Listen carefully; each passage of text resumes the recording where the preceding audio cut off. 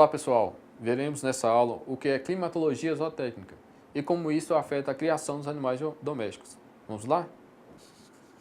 O animal porta-se como um sistema termodinâmico que continuamente troca energia com o ambiente. Nesse processo, os fatores externos do ambiente tendem a produzir variações internas no animal, influenciando na quantidade de energia trocada entre ambos, havendo então necessidade de ajustes fisiológicos para a ocorrência do balanço de calor. A climatologia zootécnica foi criada para pesquisar o comportamento dos animais de raças melhoradas ao serem introduzidas nos países de clima quente. De antemão, já se sabia do baixo rendimento dos animais especializados. O que não se conhecia era a causa disto. A climatologia envolve a pressão atmosférica, a umidade do ar, os ventos, a temperatura ambiente, a luminosidade, a radiação solar e etc. O clima é o regulador fundamental da produção animal ou seu limitador. Ele comanda a vida e o rendimento zootécnico dos animais domésticos. Como o homem não pode modificá-lo, criou alguns recursos técnicos artificiais que são utilizados quando é economicamente viável. Por isso, o criador procura, antes de mais nada, escolher adequadamente a raça mais adaptada ao seu meio ambiente. A temperatura do ar se faz sentir sobre o animal por condução. A pele mais quente tende a perder o calor em contato com o ar frio. Se a temperatura do ar aumenta, diminui essa perda de calor até acontecer a operação inversa. O animal recebe calor do ambiente.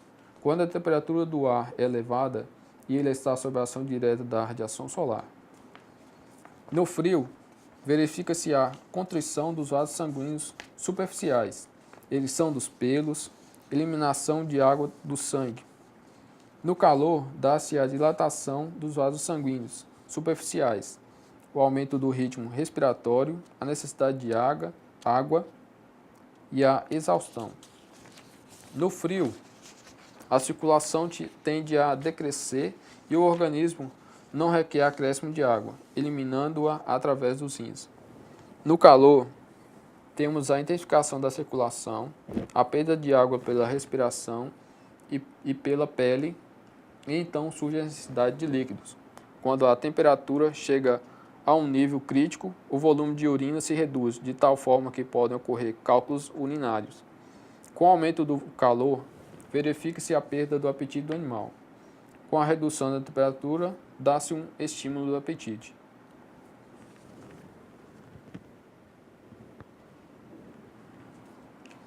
O crescimento é favorecido com o aumento da temperatura, dentro de certos limites. O calor não favorece as glândulas, por exemplo, a glândula mamária que produz leite. Já o frio é mais favorável. Quanto à reprodução, nos climas muito frios, a época de reprodução é bem pequena, restrita. Mas as altas temperaturas reduzem o apetite sexual, a libido. Nos machos, o calor influi sobre as gônadas e sobre os testículos, distendendo-os e assim a qualidade do sêmen decai. Nas aves, isso se reflete na postura, que diminui nas altas temperaturas. A espessura da camada pilosa dos pelos e a plumagem nas aves sofrem uma irrigação permanente e profunda nos climas frios, formando pelos longos, grossos e vastos. No calor, há um congestionamento das camadas superficiais da pele, reduzindo a formação de pelos em quantidade e em dimensão. No Nordeste do Brasil, os bois, cavalos e carneiros perdem os pelos. A adaptação ao clima dos carneiros, morada nova, reflete-se na ausência de lã. Ao se adaptarem aos climas quentes bovinos das raças eupérias, sofrem certas modificações no pelo. Os mais peludos são os preferidos de carrapatos e berres.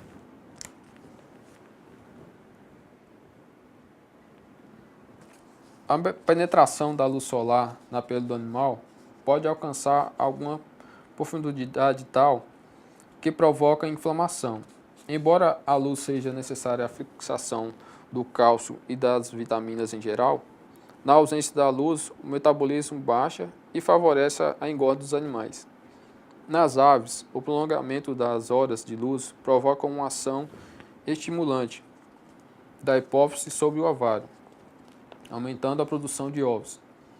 Daí a prática de manter um local pouco iluminado para os animais destinados à engorda e com bastante luz para aqueles destinados à reprodução. A pressão atmosférica influencia a respiração dos animais. Em relação aos ventos, sabemos que a velocidade com que o ar se move sobre o animal favorece uma maior ou menor perda de calor. A radiação solar atinge um animal exposto ao ar por dois meios: diretamente com a incidência direta dos raios solares sobre a superfície corporal do animal, e indiretamente através da radiação refletida. A cor da pele e do pelo e o formato deste podem absorver mais ou menos calor. As chuvas oferecem influência indireta sobre os animais, pois de sua falta ou excesso depende a qualidade e a quantidade do pasto. A variação na pastagem no decorrer do ano é resultado do regime de chuvas da região. Nos climas secos, os animais sofrem deficiências nutricionais que marcam o seu desenvolvimento, limitando sua capacidade produtiva. Nos climas úmidos, o excesso de chuva ou o acúmulo delas prejudicam a formação das pastagens. Os solos pobres produzem pastagens inferiores. Solos férteis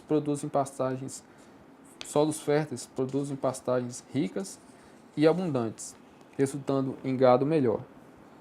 Quando o solo não é rico, mas é capaz de sustentar pastos que permitam o desenvolvimento e a produção de animais, vemos a redução do porte desses animais. Daí haver regiões com reses mais desenvolvidas e regiões com reses menos desenvolvidas, dentro de uma mesma raça. Assim encerramos a segunda parte da nossa segunda videoaula de Fundamentos da Zootecnia.